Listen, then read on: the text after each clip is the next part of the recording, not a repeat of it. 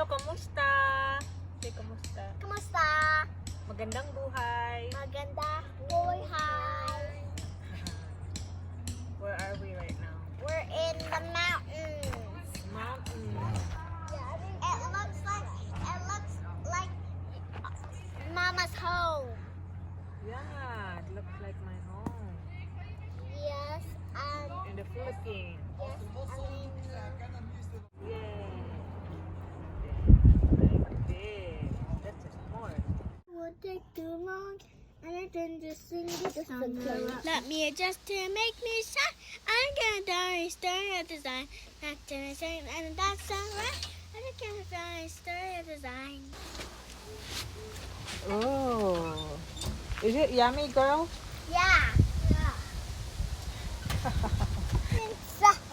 So dahil malamig na ang panahon, guys, mag-hot chocolate muna tayo. Wala na kasi si Haring Araw. And malapit na kumulo ang tubig. Yes, parang nasa bundok lang, parang nasa bukid lang namin. Ganito ang buhay namin sa Pilipinas. Kahoy is life. Kasi pag wala kang kahoy na panggatong, nga. Shout out sa aking best friend, Malasang Pinoy. Ayan, nagamit ko na ang Magmo BFF. Thank you.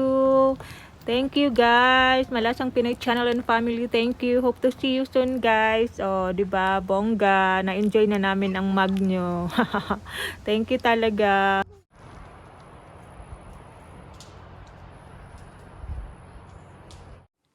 Hey guys, kamusta kayo?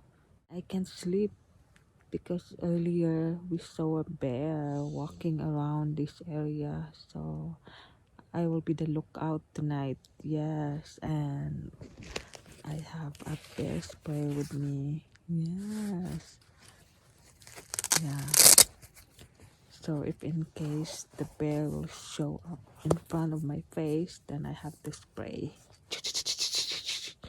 Yeah, and this will burn the bear's eyes, and it also burn mine. I have my lights. Yeah.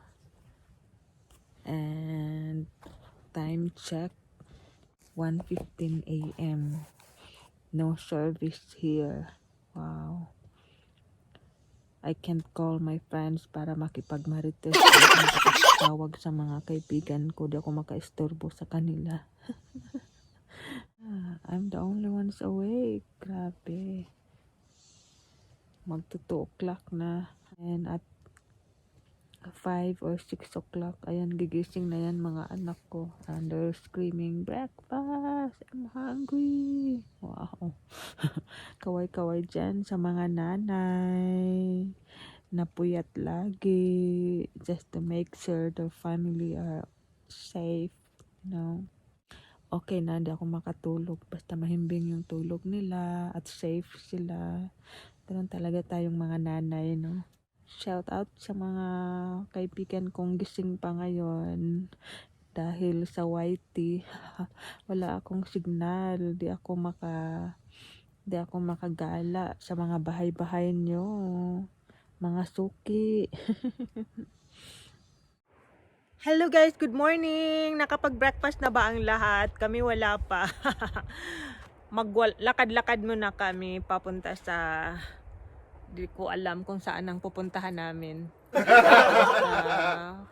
We just wanna go for a short walk around the campground. Makahanap kami ng dolyares sa daan. So tara guys, samahan nyo kami mag-explore sa David Thompson Campground. May viewpoint dito. Makikita nyo ang Abraham Lake. Man-made lake. Wow. And by the way guys, update ko lang kayo. Nakatulog ako 4 o'clock in the morning na at nagising ako 6 o'clock. So dalawang oras lang yung tulog ko. Diba, bongga? Buti na lang may 2 oras kaysa wala talaga. And so far, wala namang bear na pumasok sa loob ng tent namin. Thank you Lord. So yan ang Abraham Lake guys. Ang ganda, diba? But that is a man-made or an artificial lake and the Alberta's largest reservoir. Taray. So, mag-history time muna tayo mga suki. Nung unang panahon, grassland yan, as in normal. Ako lang ang hindi normal. Yeah, nagiging lake yan parang by accident because the construction of the Bighorn Dam flooded that area. So, nawalan ng kabuhayan ang mga taong nakatira dyan, like their hunting and their animal trapping. Yes. And it had flooded also their cabins, graves, and pastures. So, na-wipe out talaga lahat. Yeah. Diba? It's interesting. So, pag naka-LL ako, pag nakaluwag-luwag ako ng panahon, guys, I will show you the Bighorn Dam. It's on the other side of the, somewhere there, over there, on the pader.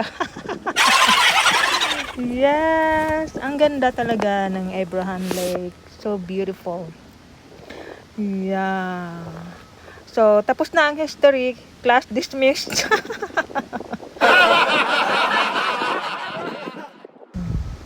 Gustong-gusto namin dito mag-camping kasi bear country. Gusto namin makakita ng bear. Pero pag nakakita naman ng bear, takot naman.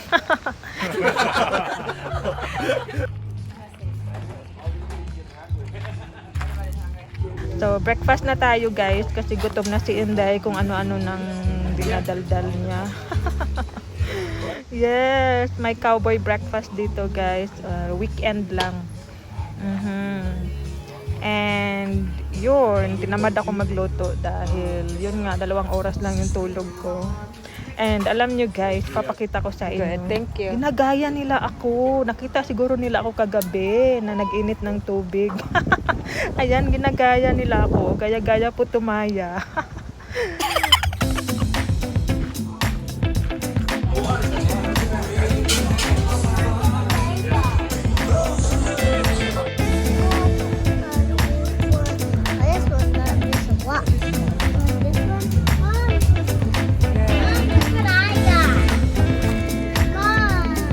Wow, look at that. No, you have to pay.